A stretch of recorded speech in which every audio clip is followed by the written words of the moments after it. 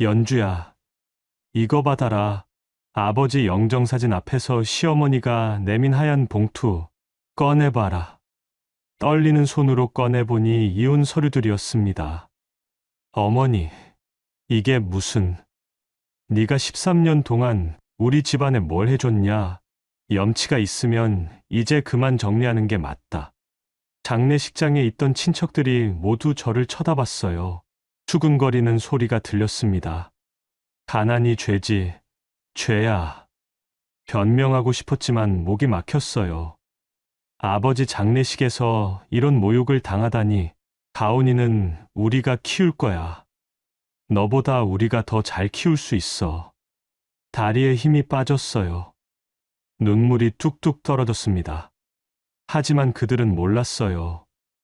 아버지가 저에게 남겨주신 게 무엇인지, 그 유산으로 어떤 멋진 복수를 준비하게 될지 말이에요. 지금 시청하시는 유튜브 수익의 일부는 소아암, 어린이와 노인복지회에 기부됩니다. 지금 구독과 좋아요 누르시고 마음으로 후원하세요. 안녕하세요. 저는 박연주입니다. 38의 평범한 주부였고 대전의 작은 서점에서 아르바이트를 하며 정말 열심히 살아왔어요. 지금 들려드릴 이야기는 제 인생이 완전히 바뀐 그 겨울 밤에서 시작됩니다. 아버지가 갑자기 돌아가셨어요. 장례식장은 대전역 근처에 있는 낡은 장례식장이었죠. 2층짜리 오래된 건물에서 국화꽃 냄새가 코끝을 찔렀습니다. 형광등 불빛이 차갑게 내려앉은 빈소에서 마지막 조문객들이 돌아간 건 밤 11시가 넘어서였어요. 아버지는 평생 택시를 몰았습니다. 40년 넘게 핸들을 잡고 살다가 심장마비로 세상을 떠나셨죠. 가난했지만 성실한 분이었어요. 제가 어릴 때부터 연주야, 공부 열심히 해서 아빠보다 나은 삶 살아라라고 늘 말씀하시던 분이었습니다.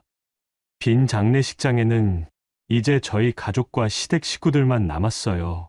저희 시어머니는 무척 단정한 분이셨어요.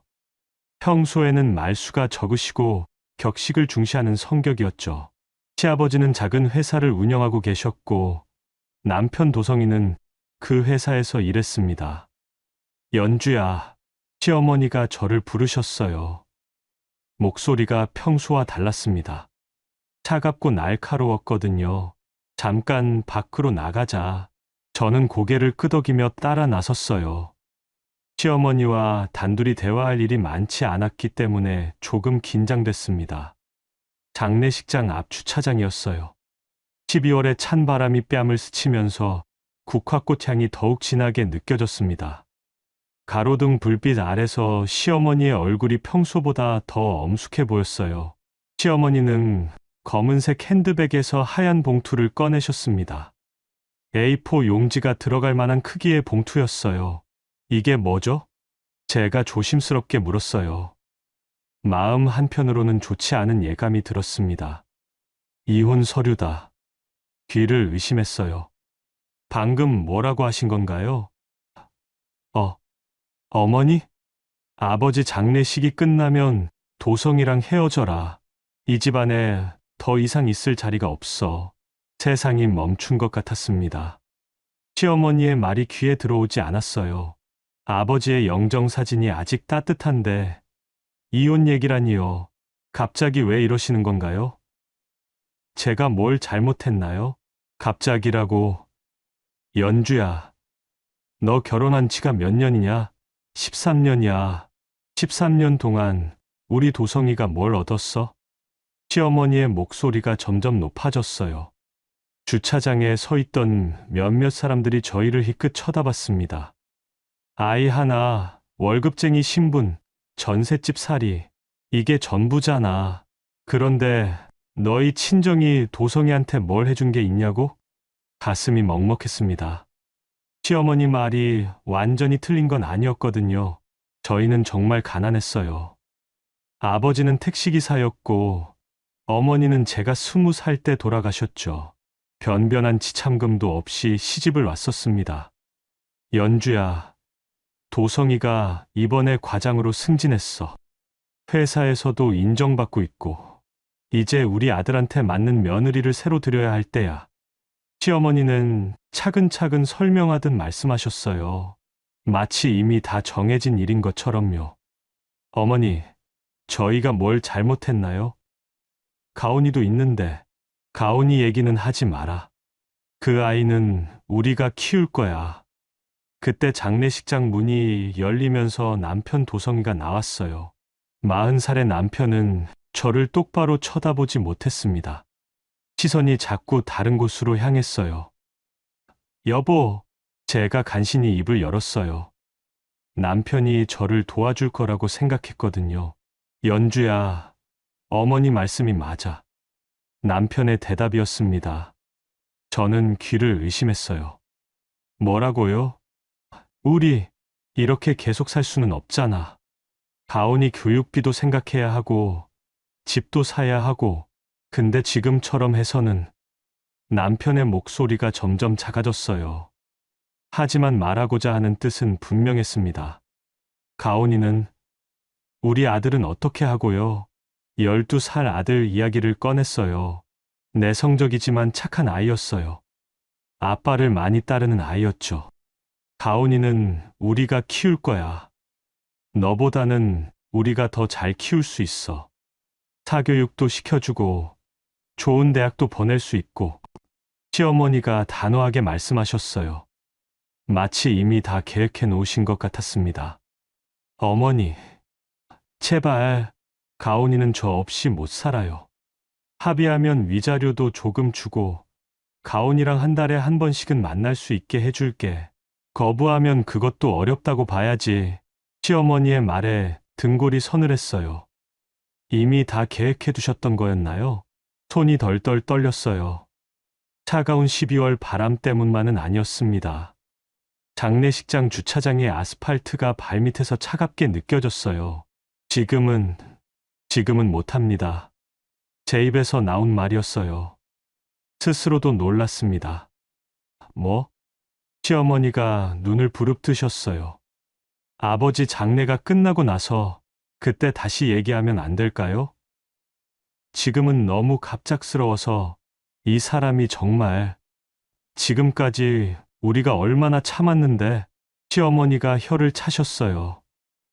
좋아. 그럼 일주일 주겠어. 일주일 안에 결정해. 그리고 연주야. 시어머니가 제게 한 걸음 다가오셨어요. 가로등 빛이 시어머니 얼굴에 그림자를 드리웠습니다. 착각하지 마라. 이건 부탁이 아니라 통보야. 우리가 원하면 언제든지 이혼할 수 있어. 네가 우리한테 해준 게 뭐가 있는데. 주차장에 찬 침묵이 흘렀습니다. 멀리서 구급차 사이렌 소리가 들렸어요. 누군가의 응급 상황을 알리는 소리였죠. 도성아, 들어가자. 추워. 시어머니가 남편의 팔을 끌고 장례식장으로 돌아가셨어요. 남편은 끝까지 저를 돌아보지 않았습니다. 결혼 13년 만에 처음 보는 남편의 모습이었어요. 혼자 남은 주차장에서 저는 그 하얀 봉투를 꽉 쥐었어요. 이혼 서류. 아버지 장례식 날 받게 된 이혼 서류였습니다. 다시 장례식장으로 돌아왔어요. 아버지의 영정사진이 저를 내려다보고 있었습니다. 인자하게 웃고 계시는 아버지 모습을 보니 눈물이 날 것 같았어요. 평생 고생만 하시다가 떠나신 아버지, 딸이 잘 살기만을 바라셨던 아버지, 마지막 장례식에서까지 딸이 모욕당하는 걸 보고 계시는 거겠죠. 아빠, 영정사진 앞에 무릎을 꿇었어요. 눈물이 나올 것 같았지만 참았습니다. 시댁 식구들이 지켜보고 있었거든요. 울면 더 약해 보일 것 같았어요. 그때 가슴속 어딘가에서 작은 목소리가 들렸어요. 이대로는 안 돼. 아버지가 남겨주신 마지막 말씀 같았습니다. 아버지는 평생 포기하지 말아라고 말씀하셨거든요. 분명히 다른 길이 있을 거예요. 아버지가 평생 고생하며 키워주신 딸이 이렇게 쉽게 무너질 수는 없었어요. 가온이도 제 곁에 있어야 했고요. 손바닥 안에 하얀 봉투를 다시 한번 꽉 쥐었습니다. 그리고 마음속으로 다짐했어요. 일주일이라고 하셨죠? 좋습니다. 그 일주일 동안 제대로 준비해 보겠어요.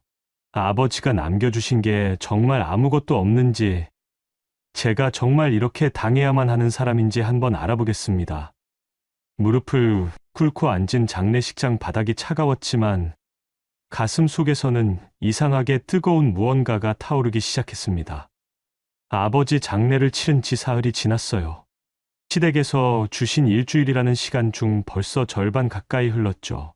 그동안 저는 아버지가 혼자 살던 집에 와서 유품 정리를 하고 있었습니다. 충남 외곽의 작은 단층 집이었어요. 대전에서 차로 1시간 정도 떨어진 시골 마을이었죠. 아버지는 택시 운전을 그만두신 후 이곳으로 이사하셨어요. 조용한 곳에서 여생을 보내고 싶다고 하시면서요. 오후 2시쯤 되니까 겨울 햇살이 작은 창문으로 들어왔습니다. 먼지가 햇살에 반짝이며 춤추고 있었어요. 집 안은 아버지답게 깔끔했어요. 물건도 많지 않았고 정돈이 잘 되어 있었습니다. 거실에는 낡은 텔레비전과 오래된 소파가 있었고 작은 식탁 위에는 아버지가 마지막으로 드신 차 잔이 놓여 있었어요. 부엌부터 정리하기 시작했죠. 냉장고 안에는 김치와 반찬 몇 가지가 들어 있었어요. 아버지 혼자 사시기에는 너무 많은 양이었습니다. 아마도 동네 분들이 가져다 주신 거겠죠. 아빠, 혼자서도 잘 지내셨네요. 혼잣말을 하면서 냉장고를 비웠어요. 상한 것들은 버리고 아직 먹을 만한 것들은 따로 담아뒀습니다. 안방으로 들어갔어요. 아버지의 옷들이 옷장에 가지런히 걸려 있었습니다. 평생 입으신 옷들이었죠.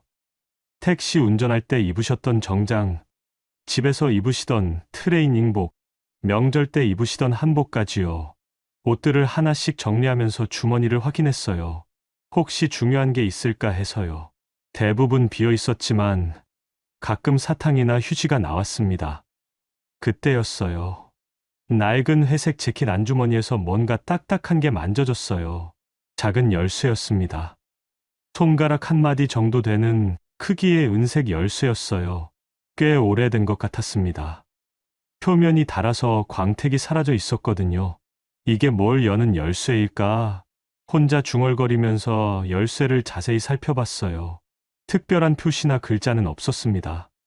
다만 무게감이 있어서 싼 것은 아닌 것 같았어요. 집 안을 둘러보기 시작했습니다. 이 열쇠가 무엇을 여는지 알아보려고요. 서랍들을 하나씩 열어봤지만 자물쇠가 걸린 곳은 없었어요.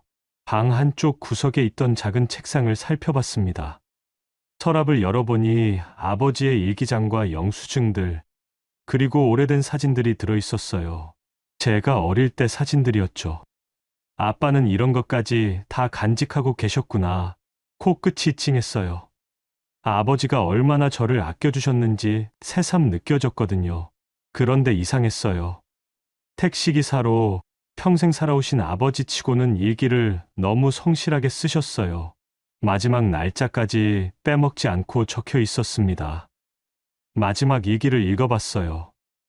연주가 걱정이다. 시댁에서 좋지 않게 보는 것 같다. 내가 할 수 있는 일이 있을까 생각해 본다. 아버지는 마지막까지 저를 걱정하고 계셨어요. 일기장을 덮고 다시 열쇠를 들여다봤습니다. 분명히 이 집 어딘가에 이 열쇠로 열 수 있는 게 있을 거예요. 옷장을 다시 자세히 살펴봤어요. 옷들을 모두 꺼내고 나니 옷장 뒤쪽 벽에 작은 문이 보였습니다. 벽장이었죠. 벽장 문을 열어봤어요. 안에는 오래된 이불과 베개가 들어 있었습니다. 그런데 뭔가 이상했어요. 벽장이 생각보다 얕았거든요. 손으로 벽장 안쪽을 더듬어 봤어요. 그때 뒤쪽 벽이 살짝 움직이는 게 느껴졌습니다. 벽판을 밀어보니 뒤로 밀렸어요. 숨겨진 공간이 있었던 거였습니다. 그 안에 검은색 철제 보관함이 하나 있었어요. A4 용지가 들어갈 만한 크기의 보관함이었죠. 그리고 그 보관함에는 작은 자물쇠가 걸려 있었습니다. 심장이 빠르게 뛰었어요. 설마 이 열쇠가 저 자물쇠를 여는 열쇠일까요? 손이 떨렸어요. 열쇠를 자물쇠에 넣어봤습니다. 딸깍 열렸어요. 보관함 뚜껑을 열었어요. 안에는 서류 몇 장과 편지 한 통이 들어 있었습니다. 서류들을 하나씩 꺼내봤어요. 등기부등본이었습니다. 그런데 이상했어요. 강남구 어디선가의 상업용 건물 등기부등본이었거든요. 이게 뭐지? 등기부등본을 자세히 읽어봤어요. 그런데 소유자 명단에 제 이름이 적혀 있었어요. 박연주. 분명히 제 이름이었습니다. 손이 더 심하게 떨렸어요. 뭔가 잘못된 것 같았거든요.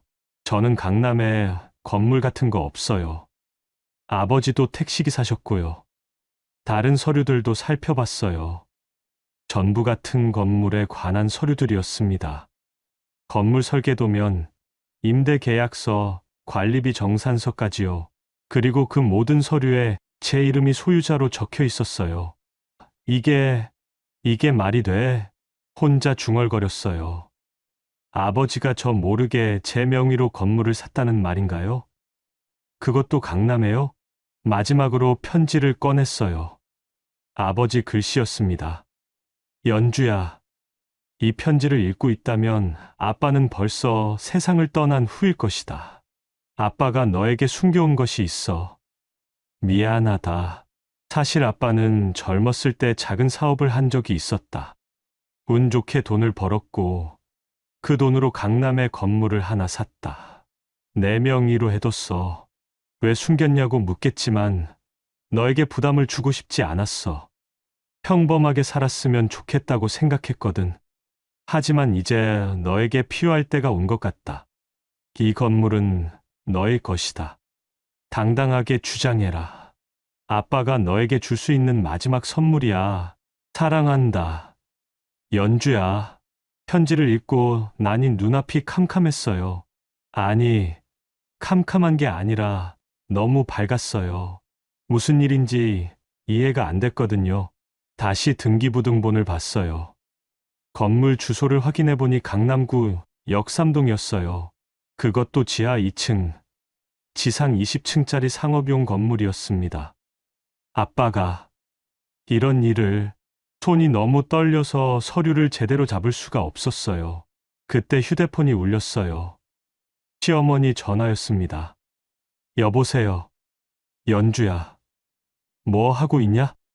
아버지 유품 정리하고 있어요. 그래. 빨리 정리하고 답 정해라. 시간이 얼마 안 남았어. 네, 알겠습니다. 전화를 끊었어요. 시어머니는 여전히 저를 쫓아내려고 하고 계셨어요. 제가 가난한 택시기사의 딸이고 시댁에 도움이 안 된다고 생각하면서요. 하지만 이제 달라졌어요. 제 손에는 강남 건물 등기부등본이 있었거든요. 아버지의 편지를 다시 읽어봤어요. 당당하게 주장해라 라고 적혀 있었습니다. 그럼요, 아빠. 이제 당당해질게요. 하지만 아직은 확실하지 않았어요. 이 서류들이 진짜인지, 정말 제가 이 건물의 주인인지 확인해 봐야 했어요. 서류들을 조심스럽게 가방에 넣었어요. 그리고 아버지가 살던 집을 마지막으로 둘러봤습니다. 아빠, 정말 고마워요. 그리고 죄송해요. 아빠가 이렇게까지 해주신 줄 몰랐어요. 집 문을 잠그고 나왔어요. 이제 서울로 가야 했어요. 이 건물이 정말 제 것인지 확인하러요. 차 안에서 등기부등본을 다시 한번 봤어요. 분명히 제 이름이 적혀 있었습니다. 박연주, 소유자 박연주. 시어머니가 저를 쫓아내려고 하시는 이유를 이제야 알 것 같았어요. 저를 가난한 며느리라고 생각하시니까요. 하지만 이제 다릅니다. 제게는 아버지가 남겨주신 선물이 있었어요. 서울로 올라온 지 이틀이 지났어요. 강남구 역삼동에 있는 그 건물을 직접 확인하러 갔었죠. 정말로 있었어요. 지하 2층, 지상 20층짜리 상업용 건물이었습니다. 건물 입구에 붙어 있는 안내판에도 제 이름이 적혀 있었어요. 박연주, 건물주 박연주. 꿈 같은 일이었습니다. 평생 가난하게 살았던 제가 강남 한복판에 건물을 소유하고 있다니요. 하지만 기쁨도 잠깐이었어요. 이제 정말 중요한 건 시댁과의 문제를 해결하는 것이었거든요. 시어머니가 주신 일주일이라는 시간이 내일이면 끝나요. 더 이상 미룰 수 없었습니다. 변호사가 필요했어요. 혼자서는 도저히 감당할 수 없는 일이었거든요. 첫 번째로 찾아간 곳은 강남구에 있는 대형 법무법인이었어요. 20층짜리 빌딩 전체가 법무법인 사무실이었죠. 로비부터 화려했습니다. 안녕하세요. 가정사 상담을 받고 싶은데요. 접수 직원에게 말했어요. 20대 후반쯤 되어 보이는 여직원이었는데 저를 위아래로 훑어봤습니다. 예약하셨나요? 아니요. 급한 일이라서 예약 없이는 상담이 어려워요. 그리고 초기 상담료만 50만 원이에요. 50만 원. 적지 않은 돈이었지만 지금 상황에서는 어쩔 수 없었어요. 알겠습니다. 그럼 예약을 잡아주세요. 성함이 박연주입니다. 직원이 컴퓨터를 두드리더니 갑자기 표정이 변했어요. 잠시만요. 직원이 어디론가 전화를 걸었어요. 목소리가 작아서 무슨 말을 하는지 들리지 않았지만 제 이름을 몇 번 반복하더라고요. 죄송합니다. 저희가 맡을 수 있는 사건이 아니에요. 왜요? 제가 뭘 잘못했나요? 그게 죄송합니다. 더 이상 설명해 주지 않았어요. 분명히 뭔가 있었습니다. 두 번째로 찾아간 곳도 마찬가지였어요. 서초구에 있는 또 다른 대형 법무법인이었죠. 박연주. 변호사가 제 이름을 중얼거리더니 고개를 저었어요. 죄송합니다. 저희는 이 사건을 맡을 수 없습니다. 이유라도 알려주세요. 이해해 주세요. 저희도 사업을 하는 입장이라서 결국 쫓겨나다시피 나왔어요. 세 번째, 네 번째, 다섯 번째. 모두 똑같았습니다. 제 이름만 들으면 바로 거절했어요. 이상했어요. 제가 뭘 잘못했길래 이런 취급을 받는 걸까요? 여섯 번째, 법무법인에서 드디어 이유를 알 수 있었어요. 솔직히 말씀드리죠. 최문자 씨가 여러 로펌에 연락을 했어요. 박연주 씨 사건은 맡지 말라고요. 젊은 변호사가 조용히 말해줬어요. 시어머니가 그런 일을? 네, 그분이 알고 있는 사람들이 꽤 많거든요. 저희도 어쩔 수 없어요. 시어머니의 영향력이었어요. 시아버지 회사가 생각보다 컸나 봐요. 아니면 다른 인맥이 있거나요. 결국 대형 로펌들은 모두 포기해야 했어요. 작은 법률 사무소를 찾아다니기 시작했습니다. 혹시라도 도움을 받을 수 있을까 해서요. 하지만 작은 사무소들도 마찬가지였어요. 제 이름만 들으면 고개를 젓거나 변명을 늘어놓았죠. 요즘 일이 너무 많아서 가정사는 전문 분야가 아니라서 다른 데 가보시는 게 좋을 것 같은데요. 점심때가 지나자 지쳤어요. 발도 아프고 마음도 무거웠습니다. 강남 한복판 카페에 앉아서 커피를 마시면서 생각해봤어요. 정말 방법이 없는 걸까요? 시어머니 영향력이 이렇게 클 줄은 몰랐어요. 그때 휴대폰이 울렸어요. 시어머니 전화였습니다. 연주야, 내일이 마지막이야. 준비됐지? 어머니, 변호사 찾아다니는 거 다 안다. 소용없어. 이 동네에서 너를 도와줄 변호사는 없을 거야. 시어머니는 모든 걸 알고 계셨어요. 그리고 확신에 찬 목소리였죠. 그냥 순순히 응해라. 그게 너를 위해서도 좋아. 전화가 끊어졌어요. 절망적이었어요. 강남에 건물이 있어도 소용없었습니다. 변호사 없이는 아무것도 할 수 없었거든요. 해가 기울어 갔어요. 하루 종일 돌아다녔지만 결과는 똑같았습니다. 마지막으로 한 곳만 더 가보기로 했어요. 인터넷에서 찾은 작은 법률사무소였죠. 을지로에 있는 오래된 건물 3층에 있었어요. 건물부터 낡았어요. 엘리베이터도 없어서 계단으로 올라가야 했죠. 3층까지 올라가니 숨이 찼습니다. 복도 끝에 작은 간판이 보였어요. 정혜수 법률사무소라고 적혀 있었습니다. 문을 열고 들어갔어요. 사무실도 작았어요. 책상 2개와 책장 몇 개가 전부였죠. 한쪽 구석에 작은 회의용 테이블이 있었고요. 어서 오세요. 40대 초반쯤 되어 보이는 남성이 일어났어요. 키가 크고 마른 체형이었죠. 안경을 쓰고 있었고 옷차림은 단정했지만 화려하지는 않았어요. 안녕하세요. 상담을 받고 싶은데요. 네, 앉으세요. 정혜수입니다. 정혜수 변호사는 차분한 목소리였어요. 다른 변호사들처럼 거만하거나 차가운 느낌이 아니었죠. 성함이 박연주입니다. 정혜수 변호사가 잠깐 멈춤했어요. 다른 변호사들처럼 거절하려나 싶어서 긴장했죠. 박연주, 혹시 최문자 씨와 관련된 일인가요? 네, 시어머니세요. 어떻게 아세요? 정혜수 변호사가 깊은 숨을 내쉬었어요. 그분과 오래된 인연이 있습니다. 인연이요? 20년 전 일이에요. 제 아버지가 최문자 씨 남편 회사와 거래를 했었죠. 계약 위반으로 큰 손해를 봤어요. 결국 아버지 사업이 망했고 정혜수 변호사의 목소리가 조용해졌어요. 그 이후로 아버지가 많이 힘들어 하셨어요. 몇 년 후에 돌아가셨죠. 무거운 분위기였어요.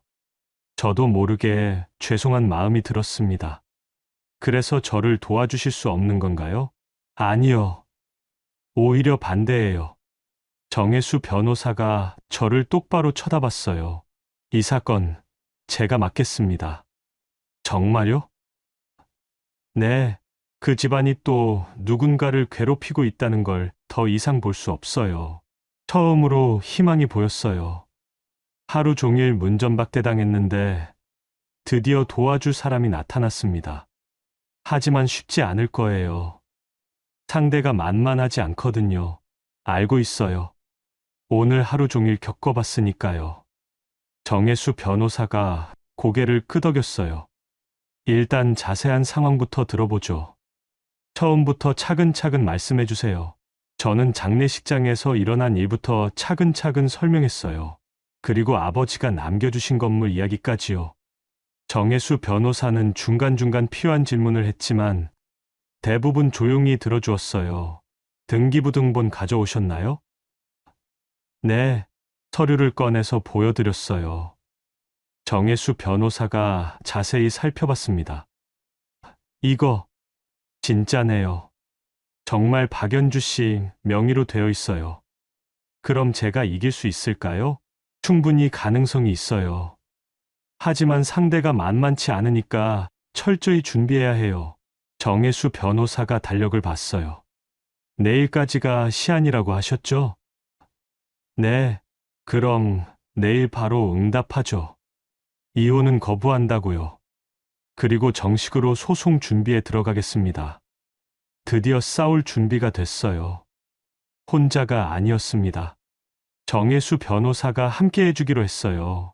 사무실을 나오면서 마음이 한결 가벼워졌어요. 아직 싸움이 시작도 안 했지만 적어도 포기하지 않아도 될 것 같았습니다.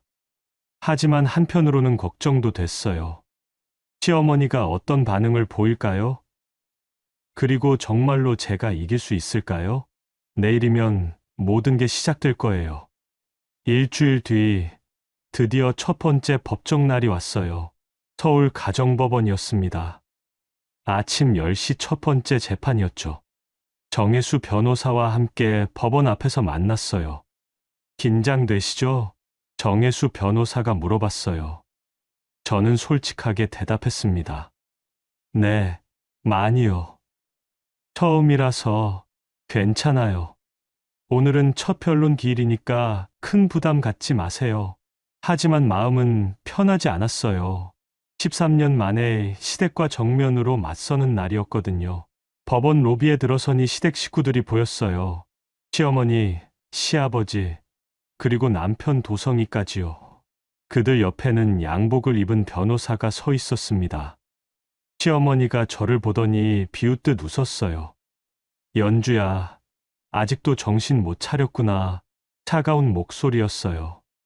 지난 13년 동안 들어본 것 중 가장 차가운 목소리였습니다. 어머니, 어머니라고 부르지 마라. 이제 남남이잖아. 시어머니 옆에 서 있던 변호사가 저희 쪽으로 다가왔어요.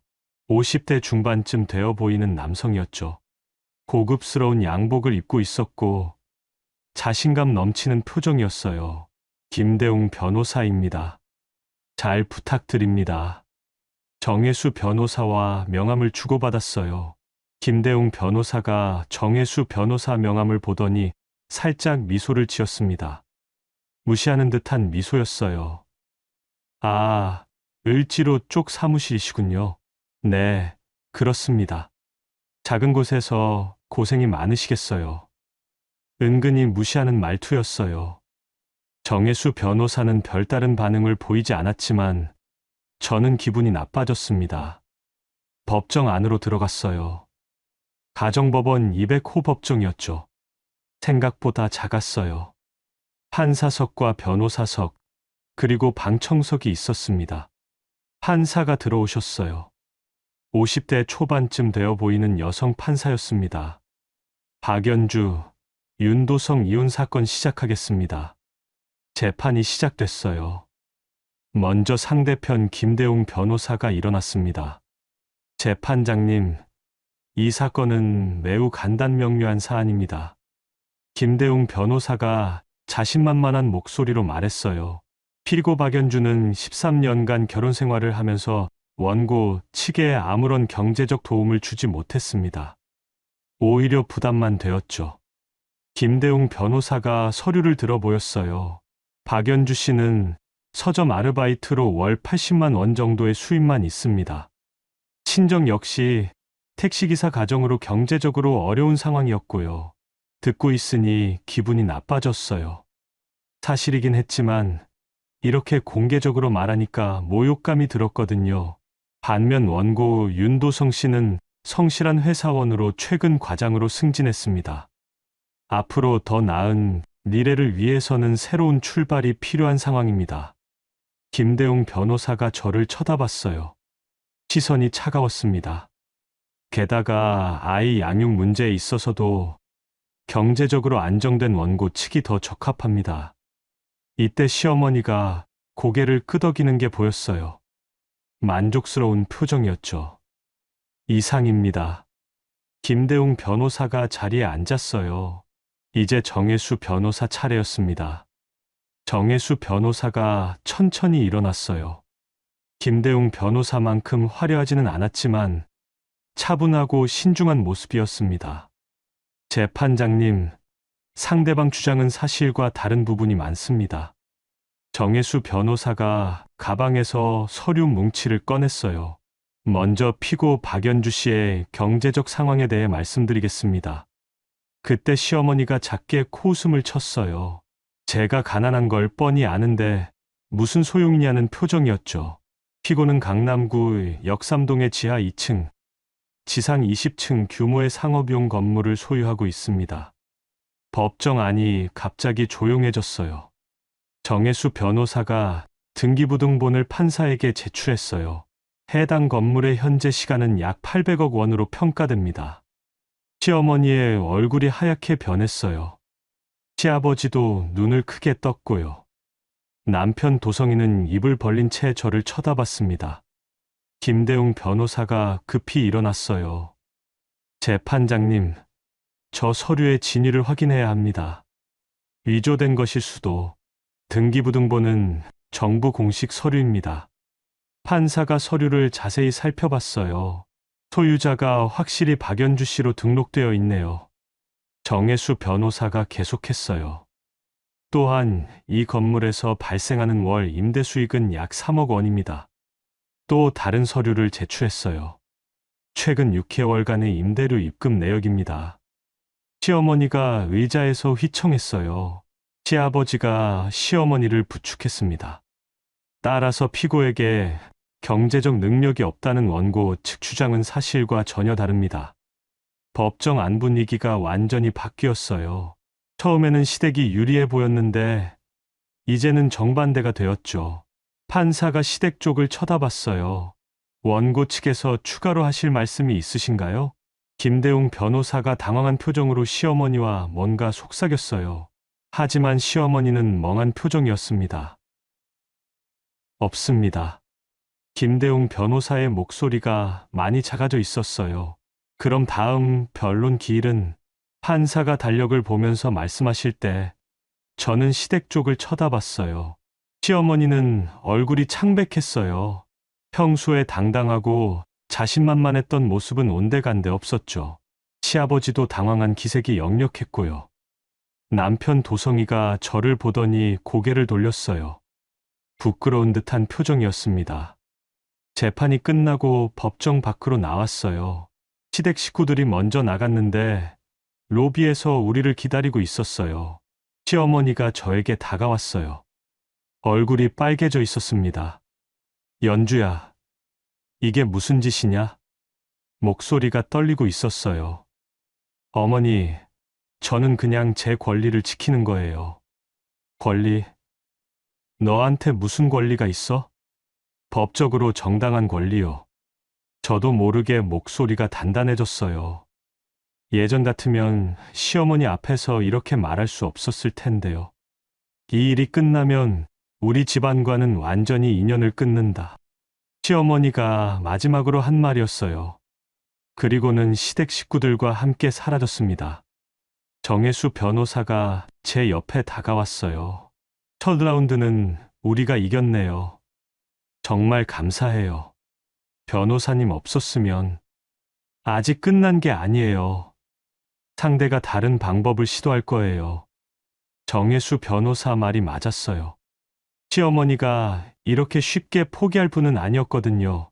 하지만 오늘은 기분이 좋았어요. 처음으로 시댁 앞에서 당당해질 수 있었거든요. 법원을 나오면서 가슴이 벅찼어요. 13년 동안 늘 작아져 있었는데 오늘은 달랐습니다. 아버지가 남겨주신 선물 덕분이었어요. 아버지께 감사했습니다. 하지만 한편으로는 불안했어요. 정혜수 변호사 말처럼 시어머니가 다른 방법을 시도할 것 같았거든요. 과연 무엇을 준비하고 계실까요? 그리고 저는 끝까지 버틸 수 있을까요? 다음 변론까지는 한 달이 있었어요. 그 사이에 무슨 일이 일어날지 알 수 없었지만 이제는 두렵지 않았습니다. 아버지가 저에게 주신 용기였어요. 당당하게 주장해라 라고 하신 그 말씀이 계속 마음에 남아 있었거든요. 이제 진짜 싸움이 시작될 거예요. 첫 번째 재판 이후 2주가 지났어요. 평온한 시간이었습니다. 시댁에서 연락도 없었고 특별한 일도 일어나지 않았어요. 오히려 너무 조용해서 불안할 정도였죠. 그런데 그 조용함이 폭풍 전의 고요였다는 걸 곧 알게 됐어요. 목요일 오후였습니다. 아들 가온이가 학교에서 돌아오는 시간이었죠. 평소보다 늦어서 걱정하고 있었어요. 현관문이 열리는 소리가 들렸어요. 가온아, 왜 늦었어? 엄마. 가온이 목소리가 이상했어요. 평소와 달리 힘이 없었거든요. 거실로 나가 보니 가온이가 고개를 숙이고 서 있었어요. 12살 아이의 어깨가 너무 축 처져 있었습니다. 왜 그래? 무슨 일 있었어? 가온이가 천천히 고개를 들었어요. 눈가가 빨갛게 되어 있었습니다. 엄마, 우리 정말 이혼해? 갑작스러운 질문이었어요. 가온이에게는 아직 아무 말도 안 했거든요. 누가 그런 말을 했니? 학교에서 친구들이 그러는데. 가온이가 말을 잇지 못했어요. 무슨 일인지 짐작이 갔습니다. 친구들이 뭐라고 했는데 가온이 엄마가 돈 때문에 아빠랑 싸운다고, 그리고 가온이는 할머니가 키운다고 시댁에서 움직이기 시작한 거였어요. 아이까지 이용하려고 하다니요. 가온이가 울먹이며 물어봤어요. 엄마, 정말 나 떠나보낼 거야? 가슴이 찢어지는 것 같았어요. 12살 아이가 무슨 죄가 있다고 이런 걱정을 해야 하나요? 그런 일은 절대 없어. 엄마가 가온이를 지킬 거야. 가온이를 꽉 안아줬어요. 작은 몸이 떨리고 있었습니다. 그날 밤, 가온이를 재운 후 정혜수 변호사에게 전화했어요. 시댁에서 양육권으로 방향을 바꾼 것 같아요. 예상했던 일이에요. 재산 문제로는 이길 수 없으니까요. 아이까지 끌어들이다니 너무 심한 거 아닌가요? 안타깝지만 이런 경우가 많아요. 철저히 대비해야 해요. 전화를 끊고 나서 가온이 방을 들여다봤어요. 잠든 얼굴이 평화로워 보였지만 낮에 울었던 흔적이 아직 남아 있었어요. 그때 문득 어릴 적 기억이 떠올랐어요. 제가 10살 때였어요. 부모님이 큰 소리로 다투시던 날이 있었거든요. 당시에는 이유를 몰랐지만 나중에 알고 보니 아버지 택시 사고 때문이었어요. 그날 밤 저도 가온이처럼 무서워서 떨었어요. 부모님이 헤어지면 어떻게 되는 건지, 저는 어디로 가야 하는지 알 수 없었거든요. 다음 날 아버지가 저를 부르셨어요. 연주야, 어른들 일로 너까지 걱정시켜서 미안하다. 아버지는 제 손을 잡으시며 말씀하셨어요. 아빠가 연주를 지킬 거야. 어떤 일이 있어도 말이야. 그때 아버지 손이 얼마나 따뜻했는지 아직도 기억해요. 그 말씀 덕분에 안심할 수 있었거든요. 이제 제가 가온이에게 그런 아버지가 되어야 할 때였어요. 금요일에 가온이 담임 선생님에게 전화가 왔어요.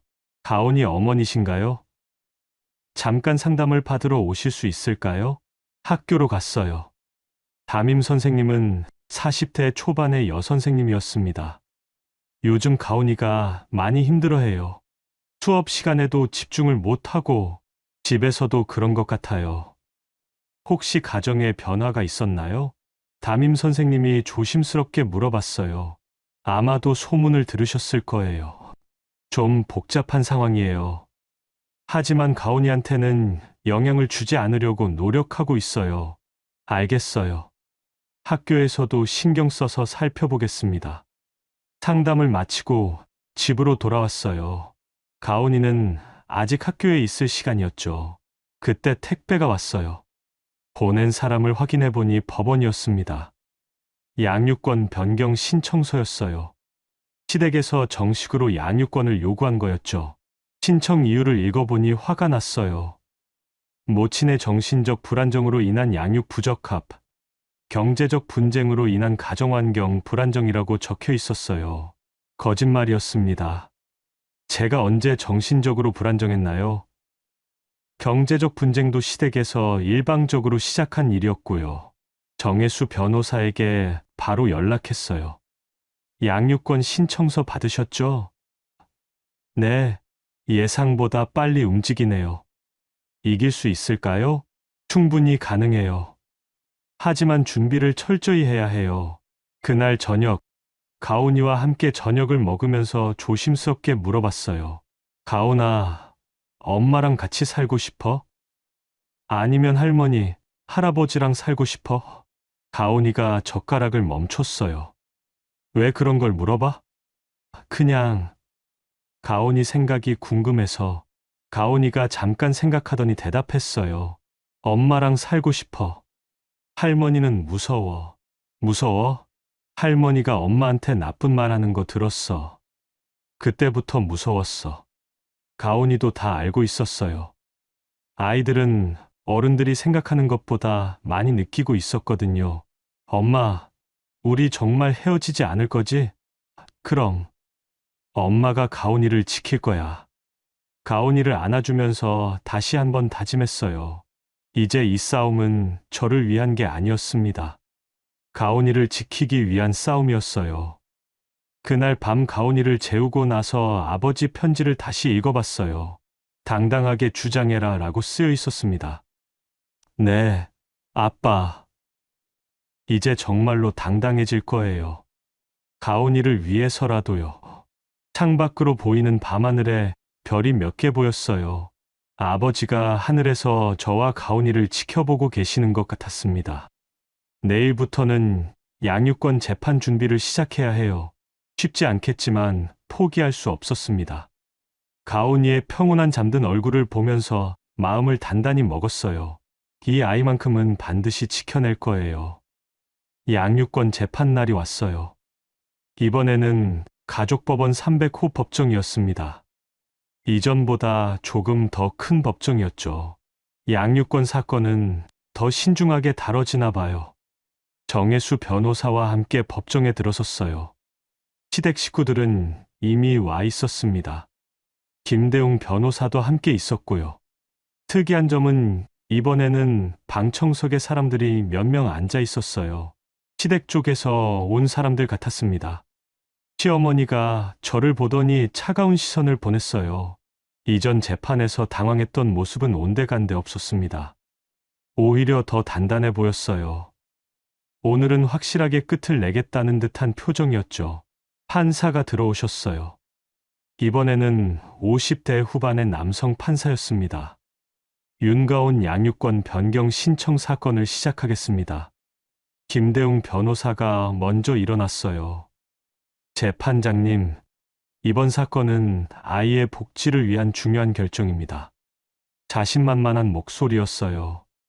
피신청인 박연주는 현재 심리적으로 매우 불안정한 상태입니다. 김대웅 변호사가 서류를 제출했어요. 최근 들어 박연주 씨는 우울증과 불안장애 증상을 보이고 있습니다. 이는 아이 양육에 매우 부적합한 상황입니다.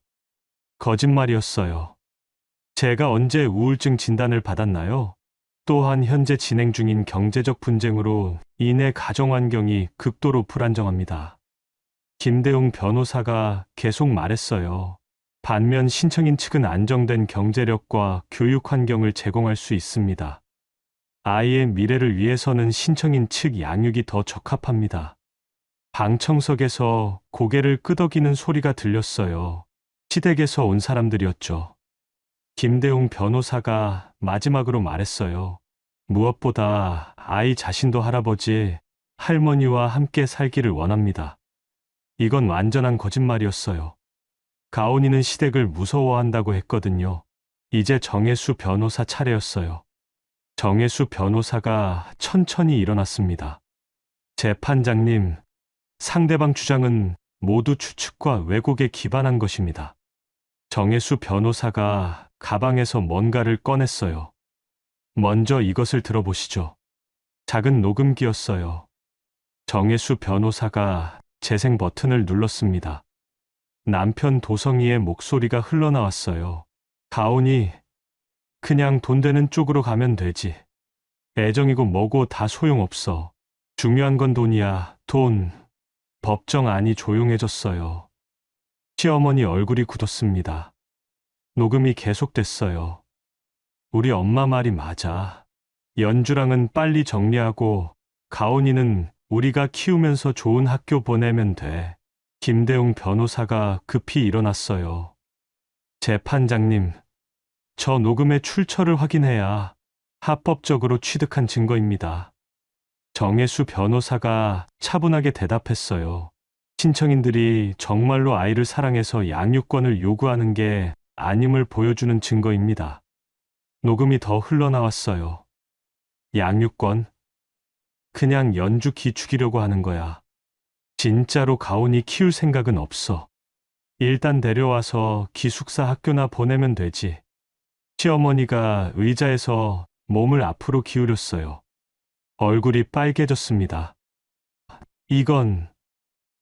이건, 그리고 이것도 보시죠. 정혜수 변호사가 또 다른 서류를 제출했어요. 피신청인 박연주 씨의 최근 건강검진 결과입니다. 우울증이나 불안장애 진단은 어디에도 없습니다. 또한 아이의 학교 생활 기록부입니다. 성적도 우수하고 담임 선생님 의견서에도 어머니와의 관계가 매우 좋다고 기록되어 있습니다. 김대웅 변호사가 당황한 표정으로 시어머니와 뭔가 속삭였어요. 마지막으로 정혜수 변호사가 법정 문 쪽을 향해 손짓했어요. 아이의 의견을 직접 듣는 게 좋겠습니다. 법정 문이 열리면서 가온이가 들어왔어요. 제 심장이 빠르게 뛰었어요. 12살 아이가 이런 법정에서 증언하는 게 맞나 싶어서요. 하지만 가온이는 생각보다 침착했어요. 작은 체구지만 똑바로 걸어 들어왔습니다.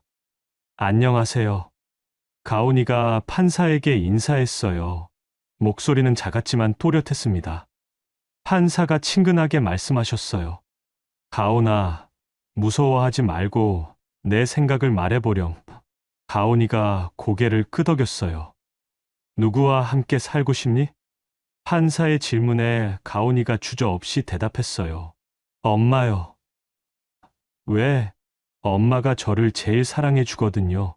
그리고 가온이가 시댁 쪽을 쳐다봤어요. 그리고는 다시 판사를 보며 말했습니다. 할머니는 무서워요. 시어머니가 의자에서 일어났어요. 가온아, 할머니가 뭘 잘못했니? 가온이가 시어머니를 보더니 작은 목소리로 말했어요. 엄마한테 나쁜 말 하는 거 들었어요. 그리고 엄마가 울고 있는데도 계속 혼냈어요. 법정 안이 숨소리조차 들리지 않을 정도로 조용해졌어요. 가온이가 계속 말했어요. 저는 엄마랑 같이 있을 때가 제일 행복해요. 엄마가 책도 읽어주고 같이 산책도 하고 할머니는 그런 거 안 해주세요. 가온이 목소리가 점점 작아졌어요. 그리고 아빠도 요즘 저한테 관심이 없어요.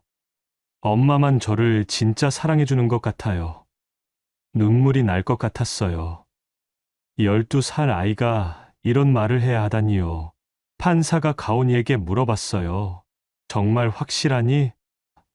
네. 가온이가 고개를 끄덕였어요. 엄마랑 계속 함께 살고 싶어요.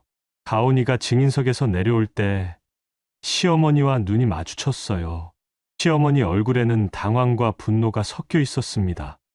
판사가 잠시 정리 시간을 가진 후 말씀하셨어요. 양육권 변경 신청을 기각합니다. 법정 안에 작은 탄식이 흘렀어요. 시댁 쪽에서 나온 소리였죠. 아이의 의사와 현재 양육 환경을 종합적으로 검토한 결과 현재 상태를 유지하는 것이 아이에게 가장 좋다고 판단됩니다. 판사가 망치를 두드렸어요. 재판을 마치겠습니다. 재판이 끝났어요. 가온이가 제 쪽으로 뛰어왔습니다. 엄마! 가온이를 꽉 안아줬어요. 작은 몸이 따뜻했습니다. 잘했어. 가온아, 정말 잘했어. 시댁 식구들이 법정을 나가면서 저를 쳐다봤어요. 시어머니 표정이 싸늘했습니다. 하지만 더 이상 두렵지 않았어요. 가온이가 제 곁에 있으니까요. 법원을 나오면서 정혜수 변호사가 말했어요. 이번에도 이겼네요. 하지만, 아직 끝난 게 아니에요. 상대가 또 다른 방법을 찾을 거예요. 정혜수 변호사 말이 맞았어요. 시어머니는 그렇게 쉽게 포기할 분이 아니었거든요. 하지만 오늘은 기분이 좋았어요. 가온이를 지켜낼 수 있었으니까요. 가온이가 제 손을 꽉 잡고 말했어요. 엄마, 이제 할머니가 저를 데려가지 않을 거죠? 그럼 엄마가 가온이를 지킬 거야. 가온이가 웃었어요. 오랜만에 보는 환한 미소였습니다. 집으로 가는 길에 가온이가 물어봤어요. 엄마, 우리 이제 행복하게 살 수 있을까? 그럼 분명히 그럴 거야. 하지만 마음 한편으로는 불안했어요. 시어머니가 정말로 포기할까요? 그날 밤 가온이를 재우고 나서 창밖을 내다봤어요. 어둠 속에서도 별들이 반짝이고 있었습니다. 아버지가 하늘에서 지켜보고 계시는 것 같았어요. 그리고 말씀하시는 것 같았습니다. 잘했다. 연주야. 이제 정말 당당해졌구나. 네, 아빠. 이제 정말로 당당해졌어요. 가온이와 함께 새로운 시작을 할 거예요. 양육권 재판이 끝난 지 한 달이 지났어요. 그동안 시댁에서는 연락이 없었습니다. 아마도 더 이상 방법이 없다는 걸 깨달은 것 같았어요. 저는 이제 정말로 중요한 일을 시작해야 했어요. 아버지가 남겨주신 건물을 제대로 관리하는 일이었죠. 강남구 역삼동에 있는 그 20층짜리 건물 말이에요. 처음으로 건물주로서 공식적인 미팅에 참석하는 날이었습니다. 20층 회의실에서 오후 2시에 정기 운영 회의가 있었어요. 엘리베이터를 타고 20층에 올라갔어요. 건물 최상층이었죠. 회의실은 생각보다 넓었습니다. 큰 타원형 테이블이 있었고 창밖으로는 강남 전체가 내려다 보였어요. 안녕하세요, 건물주님. 문을 열고 들어오는 사람이 있었어요. 30대 후반쯤 되어 보이는 남성이었습니다. 키가 크고 단정한 인상이었죠. 강세훈입니다. 건물 관리팀장을 맡고 있어요. 강세훈 팀장이 정중하게 인사했어요. 목소리도 차분하고 신뢰감이 느껴졌습니다. 박연주입니다. 잘 부탁드려요. 오늘 처음 참석하시는 건가요? 아버지이신 박 사장님을 오랫동안 뵙지 못해서 궁금했어요. 강세훈 팀장이 의외의 말을 했어요. 아버지를 아셨나요? 네, 10년 전부터 이 건물 관리를 맡아왔거든요. 박 사장님이 직접 뽑아주셨어요. 그때 회의실 문이 다시 열렸어요. 정혜수 변호사가 들어왔습니다. 늦어서 죄송합니다. 정혜수 변호사도 함께 참석하기로 했었어요.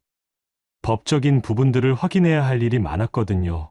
회의가 시작됐어요. 강세훈 팀장이 건물 현황을 설명해줬습니다. 현재 임대율은 90%고요. 월 임대 수익은 약 3억 원 정도입니다. 생각보다 많네요. 네, 위치가 좋아서 공실이 거의 없어요. 그리고 임차인들도 대부분 장기 계약을 원하고 있고요. 강세훈 팀장이 서류를 보여줬어요. 임차인 명단과 계약 조건들이 자세히 정리되어 있었습니다. 아버지께서 건물을 어떻게 관리하고 계셨는지 궁금해요. 박 사장님은 정말 좋은 분이셨어요. 임차인들한테도 친절하셨고 직원들도 잘 챙겨주셨죠. 강세훈 팀장 목소리에 그리움이 섞여 있었어요. 마지막에 뵐 때 말씀하셨어요. 연주가 이 건물을 물려받으면 세훈 씨가 잘 도와달라고요. 아버지가 미리 다 준비해 두셨던 거였어요. 제가 혼란스러워하지 않도록 말이에요. 앞으로도 잘 부탁드려요. 네, 최선을 다하겠습니다. 회의를 마치고 강세훈 팀장과 함께 건물을 둘러봤어요. 지하부터 최상층까지 하나씩 살펴봤습니다. 각 층마다 다른 업종의 회사들이 입주해 있었어요. IT 회사, 디자인 회사, 법무법인, 회계사무소까지 다양했습니다. 임차인들이 모두 만족하고 있나요? 네, 대부분 오래 계신 분들이에요. 박 사장님 때부터 계신 분들도 많고요. 아버지가 어떤 분이셨는지 더 알고 싶어요. 강세훈 팀장이 잠시 생각하더니 말했어요. 한 번은 작은 회사가 어려움에 처했을 때 임대료를 몇 달 미뤄주셨어요. 그 회사가 지금은 많이 성장했어요. 그런 일도 있었구나. 또 젊은 창업가들에게는 특별 할인을 해주시기도 했고요. 젊은 사람들이 꿈을 키울 수 있도록 도와야 한다고 하셨어요. 아버지다운 일이었어요. 평생 성실하게 살아오신 분이셨으니까요. 그때 문득 떠오른 게 있었어요. 강세훈 팀장님, 혹시 청년 창업 지원 같은 걸 할 수 있을까요?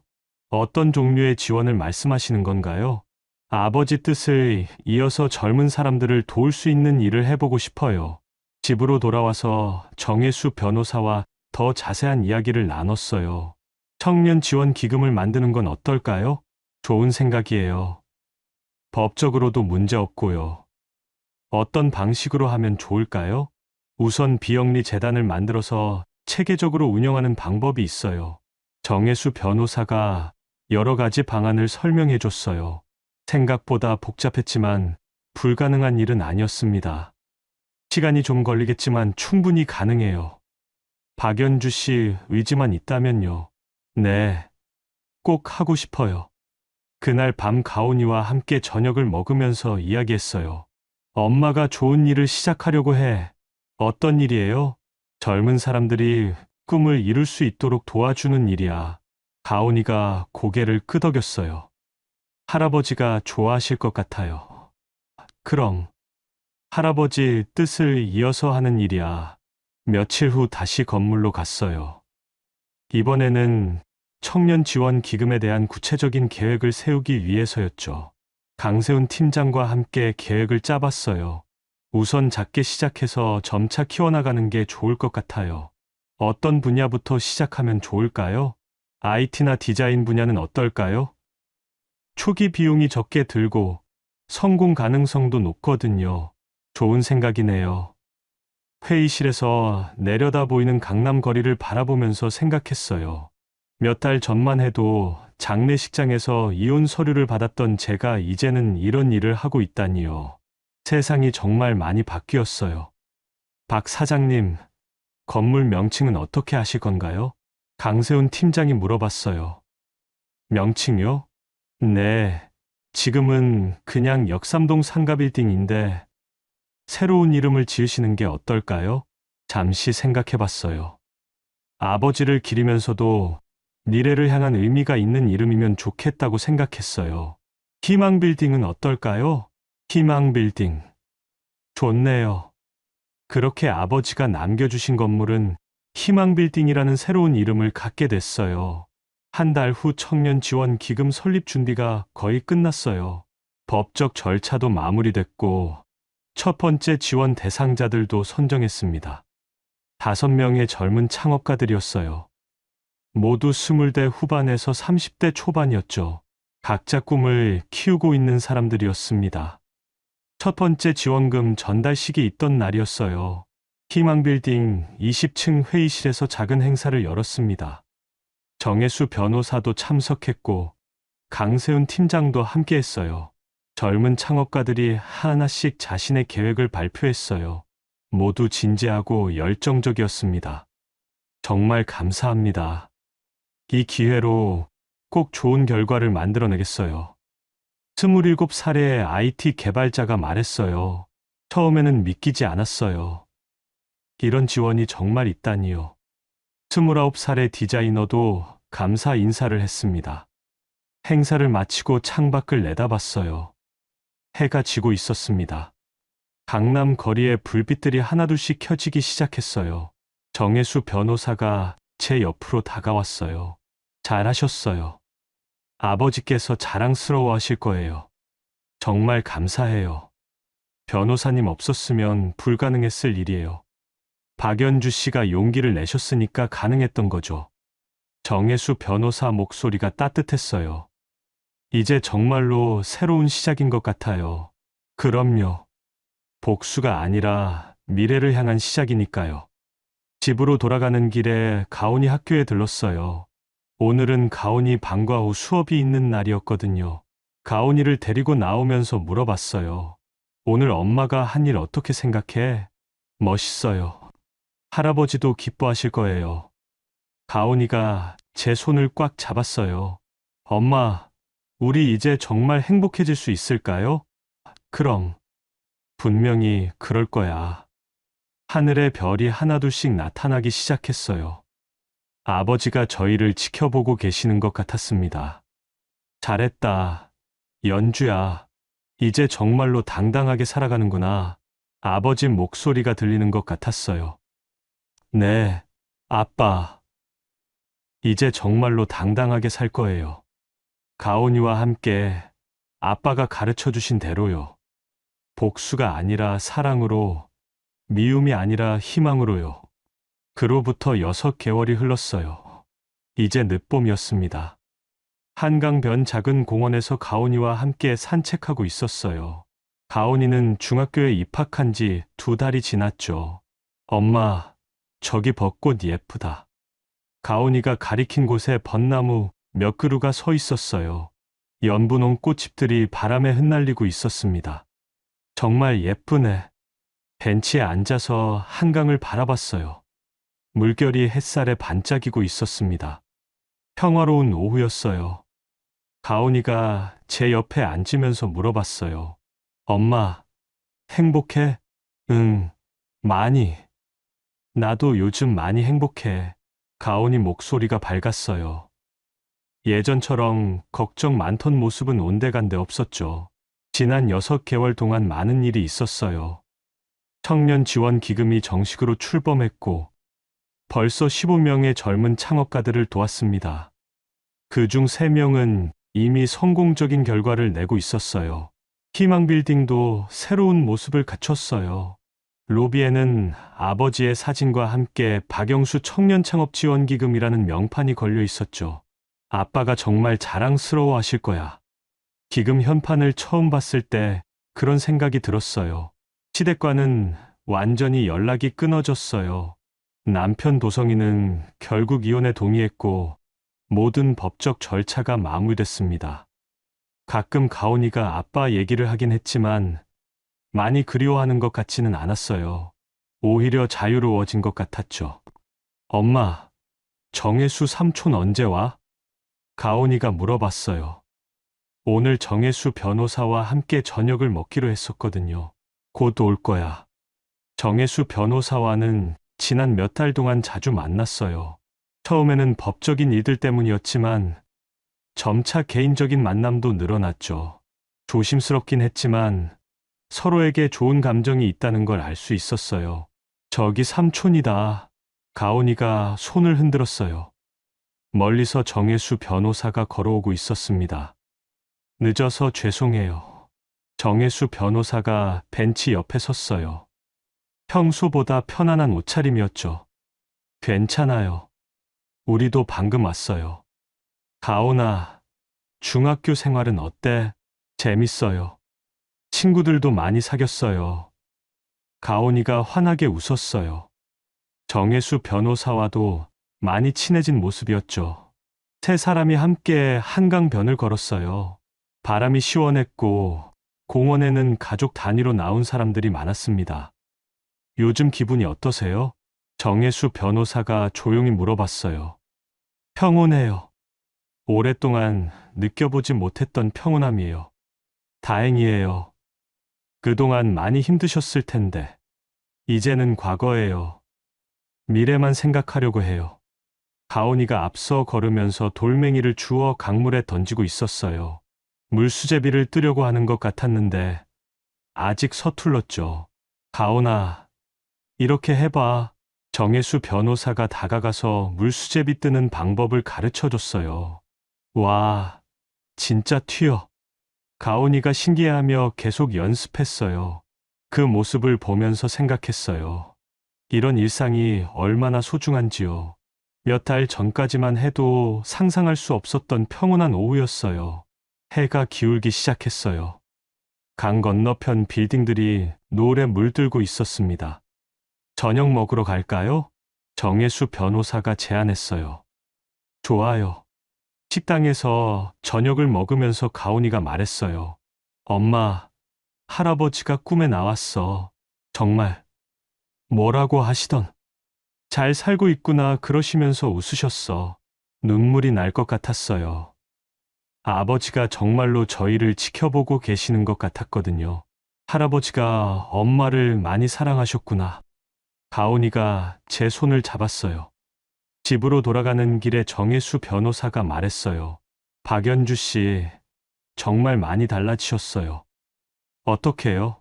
처음 만났을 때는 많이 위축되어 보이셨는데, 이제는 정말 당당해 보여요. 당당해요? 네, 자신감 있고, 따뜻하고, 정말 멋진 분이세요.